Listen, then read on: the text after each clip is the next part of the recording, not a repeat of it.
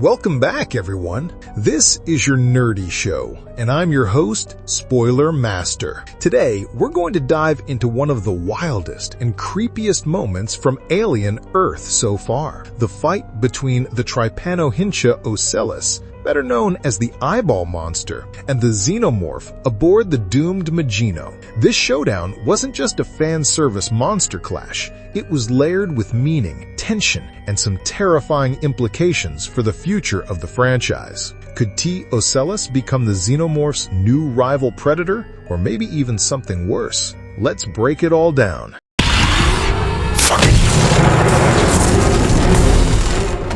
Setting the stage. The Magino's doom.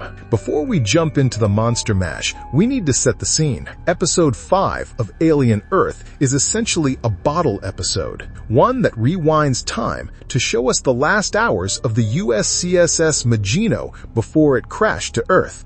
We follow Weyland Yutani cyborg Moro as he wakes from cryosleep to discover two disasters. A fire has crippled the ship's engines, and facehuggers have gotten loose, leading to the death of the captain and the infection of Science Officer Bronsky. With the crew divided and suspicions flying, the Magino quickly descends into chaos. We see blood ticks escape containment, brutally killing Malachite, Chibuzo, and Rahim in one of the most grotesque body horror sequences yet. We see sabotage revealed, with Petrovich exposed as the mole working for Prodigy. And just as everything is crumbling, something else makes its move. Species 64, the Trypanohyncha Ocellus.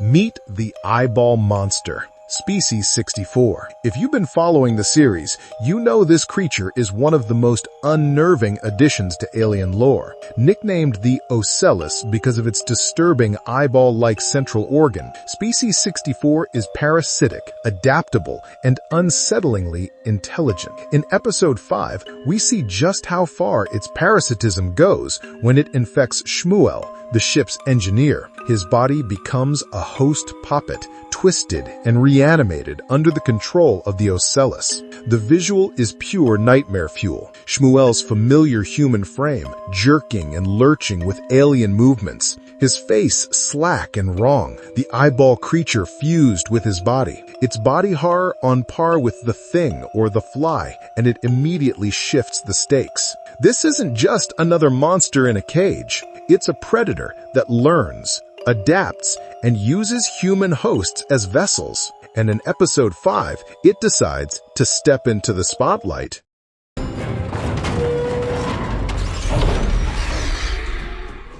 The ambush. When Xenomorph, the acting captain, flees an alien attack and hides in the specimen lab, she expects safety. But instead, she comes face to face with Ocellus Shmuel. The creature doesn't just attack blindly. It stalks, it studies, and when it finally moves, it's with the unsettling intent of a predator that knows what it's doing. This is the first time in the Alien franchise that a non-xenomorph alien feels like a genuine rival in terms of presence and terror.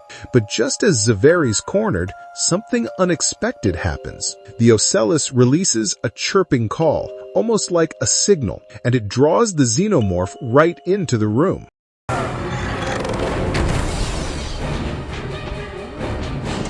And here's where things get wild. The two creatures square off, and for a split second, fans everywhere held their breath. Were these monsters about to team up, communicate, maybe even share prey? The idea isn't far-fetched. The Alien franchise has always thrived on ecosystem horror. The idea that different species of predators might clash, or worse, find ways to work together. But no. Instinct takes over, and instead of forming an alliance, we get an all-out monster fight. The Xenomorph lunges, tail lashing, dripping saliva everywhere. The Ocellus, piloting Shmuel's body, counters with unnatural strength and speed, its grotesque host body snapping back into position after each strike. The fight is chaotic, vicious, and short-lived, but it gives us something we've rarely seen in the Alien universe. Two apex predators battling for dominance.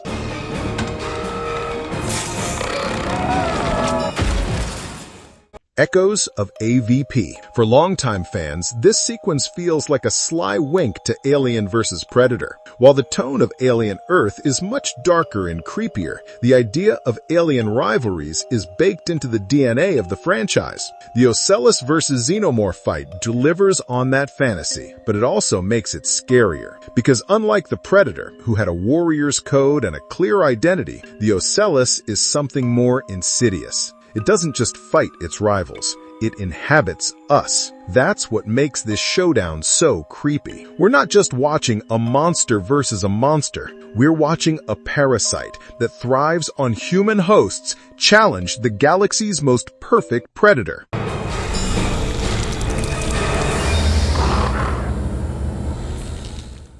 What the fight reveals. So, what can we actually learn from this clash? Let's break it down. Communication attempt. The Ocellus' chirping call suggests it may have tried to signal or manipulate the Xenomorph. Was it trying to lure it in as an ally, or was it simply baiting it into combat? Either way, the fact it can emit calls that draw other species is deeply disturbing. Comparable power. While brief, the fight showed the Ocellus could hold its own, at least temporarily. It wasn't instantly overpowered. That's a big deal in a franchise where xenomorphs usually steamroll anything in their path. Host advantage. Because the Ocellus controls Shmuel, it has access to both human dexterity and alien resilience. This hybridization might make it even more dangerous than a traditional predator species. Instinct over alliance. In the end, the Xenomorph didn't cooperate. It attacked, and the Ocellus fought back. This tells us that while the potential for interspecies alliances exists, instinct and biology still drive the horror.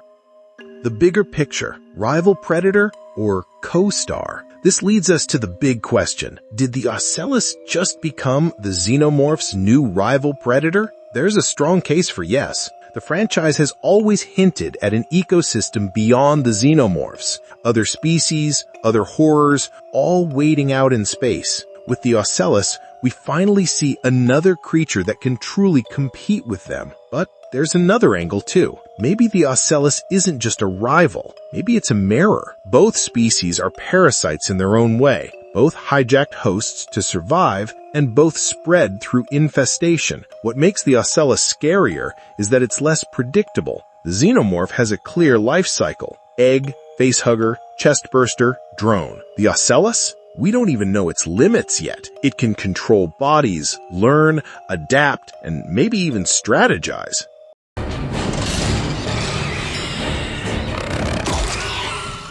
Why this fight matters. This wasn't just a throwaway battle. It was a statement of intent from Noah Hawley and the Alien Earth creative team. By introducing the Ocellus and having it directly clash with the Xenomorph, they're telling us the alien universe is expanding beyond the Xenomorphs. Humanity's problems are bigger than just one species, and the future of the franchise may rest on the collision of multiple predators, not just one. In other words, the Ocellus didn't just fight a xenomorph, it fought its way into the alien canon. Morrow and Zaveri's escape. Of course, while the monsters were battling, Morrow and Zaveri barely managed to slip out the side door. This fight wasn't about victory for them, it was about survival. And in classic alien fashion, survival often comes down to being in the right place at the right time. The monsters may be stronger, but the humans endure by being just slippery enough to escape. For Zaveri, that survival was short-lived, but for Morrow, it's what set him on his next mission, one that could reshape the war between Weyland Yutani and Prodigy.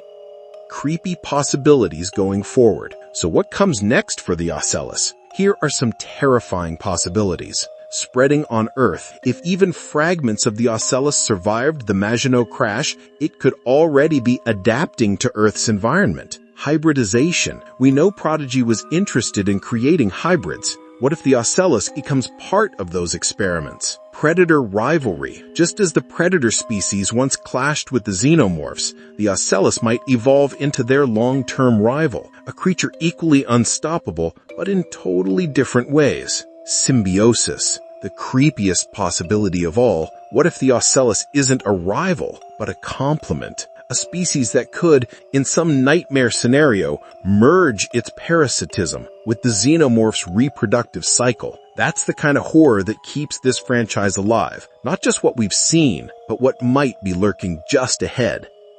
Our nerdy thoughts. The fight between the Trypanohyncha Ocellus and the Xenomorph wasn't just a fun monster clash. It was a carefully staged moment designed to expand the mythology of alien Earth. It gave us a glimpse into a bigger universe of rival predators. It raised the stakes for humanity's survival. And it reminded us that no matter how many times we think we know the rules of this franchise, there's always another horror waiting in the shadows. So, did the Ocellus become the Xenomorph's new rival predator? Maybe. Or maybe it's something worse. Not a rival, but a replacement. A predator smart enough, adaptable enough, and terrifying enough to take center stage in the alien mythos. And that's it for this breakdown. What did you think of the Ocellus versus Xenomorph fight? You think this creature has the potential to become the franchise's new big bad? Or was this just a one-off tease? Drop your theories in the comments below. I love reading them. If you enjoyed this creepy deep dive, don't forget to like, subscribe, and hit the bell so you don't miss the next one. Thanks for watching, and remember, in space, no one can hear you scream, but on Earth, things are only getting louder. No, what the heck, I'll laugh anyway.